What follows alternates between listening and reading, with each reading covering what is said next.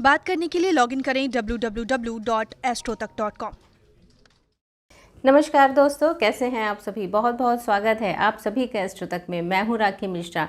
हमारे सभी वीडियोस देखने के लिए बेल आइकन प्रेस करना मत भूलिएगा, जिससे टाइम टू टाइम आपको नए नए वीडियोस के नोटिफिकेशंस मिलते रहें। हमारे सनातन धर्म में जो नियम बनाए गए हैं उन सभी नियमों का खासा महत्व है। उन नियमों के पालन से हमारे दिन की शुरुआत शुभ होती है, सकारात्मक ऊर्जा पूरे दिन भर बनी रहती है और हम एक अच्छे नोट पे अपने दिन की शुरुआत करते हैं, जिसमें सबसे पहले है कि हम सुबह उठ के स्नान करने के बाद सूर्य देव को जल देते हैं, मंत्रों का उच्चारण करते हैं, जिससे अगर आपकी कुंडली में सूर्य जनित कोई दोष भी हो तो वो आपका कोई अनिष्ट नहीं कर पाएगा, क्योंकि सुबह सवेरे आप सूर्य देव को प्रणाम करके उनके आशीर्वाद ले लेते हैं। इसके बाद हम दीप धूप दिया करते हैं मंदिर में और कपूर से आरती करते हैं, गणेश जी के मंत्रों का उच्चारण करते हैं तो केतु हमारे शांत होता है। नवग्रह का उच्चारण करते हैं, मंत्र का उच्चारण करते हैं तो इससे हमारे सारे ग्रह शांत होते हैं। बृहस्पति देव के मंत्र का उच्चारण करते हैं तो देव गुरु बृहस्पति आप पर प्रसन्न होते हैं। माँ दुर्गा के सिद्ध कुंजिका स्तोत्र का पाठ करते हैं या उनके 32 नाम की माला जाप करते हैं तो इससे हमारे शुक्र ग्रह संतुलित होता है। और उसके बाद जब हम आरती करते हैं, कपूर से जो आरती करते हैं, उससे हमारे घर भर में जो पूजा का वातावरण होता है वो शुद्ध होता है, घर में सकारात्मक ऊर्जा का संचार होता है, सुख समृद्धि के नए रास्ते खुलते हैं और घर आपका तनाव मुक्त भी होता है। कपूर में ऐसा क्या है? कपूर आपका एंटी इन्फ्लेमेटरी है, एंटी बैक्टीरियल है, एंटी ऑक्सीडेंट है। इसीलिए हमारे शास्त्रों में इस कपूर के इतने सारे फ़ायदों को देखते हुए कपूर की आरती का नियम भी रखा गया है। अब आपको हम आज बताते हैं कि कैसे आप इस कपूर का इस्तेमाल करके अपने कई एस्ट्रोलॉजिकल दोष या फिर वास्तु में अगर आपके कोई दोष हैं, कोई नकारात्मक ऊर्जा है, उनको दूर कर सकते हैं।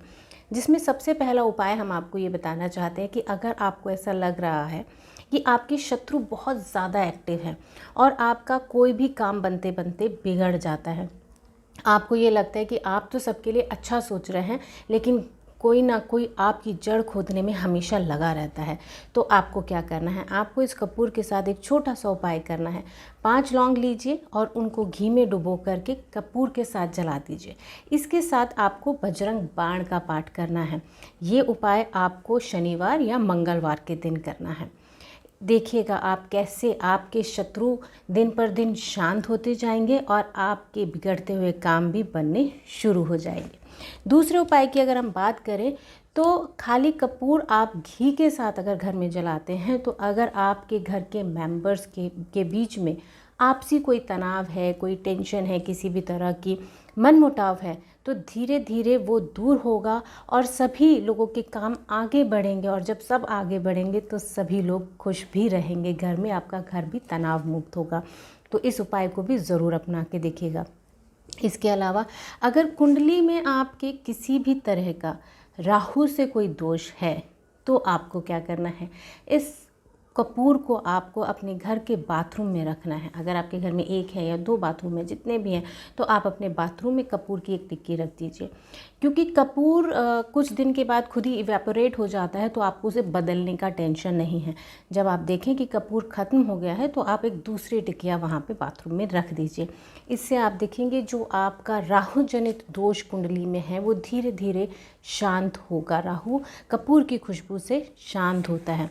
अब आपके घर में ऐसी कोई जगह है जो कम इस्तेमाल होती है, या स्टोरेज रूम है आपका, या आपके घर का कोई ऐसा कॉर्नर है जहाँ पे आप कुछ चीज़ें नहीं इस्तेमाल हो रही हैं या आप ला करके स्टोर कर देते हैं, स्टक आइटम है, उस जगह पर आप कपूर को रख कर के देखिए और उसके साथ साथ कपूर के साथ घी, गूगल और लुबान मिला करके उस कमरे में इन तीनों ही चीज़ों के मिक्सचर का धुआं ज़रूर करिएगा, जिससे वहाँ पे कभी भी नकारात्मक ऊर्जा का सोर्स ना बन पाए। धीरे धीरे ये चीज़ें, नकारात्मकता आपके उस जगह से, उस जोन से रिमूव होगी और आपके काम आगे बढ़ने लगेंगे। आपके घर से नेगेटिव एनर्जी जो है दूर होगी और आपकी लाइफ में पॉजिटिविटी, सकारात्मक ऊर्जा का वास होगा।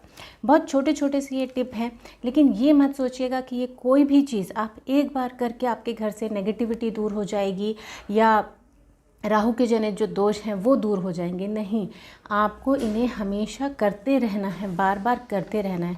जब भी आप इस तरह की किसी परेशानी से जूझे तो इन उपायों को ज़रूर अपनाइएगा और हमें बताइएगा ज़रूर कि आपको ये उपाय कैसे लगे। आपकी सुख समृद्धि की कामना के साथ बहुत बहुत धन्यवाद। आपका दिन शुभ हो।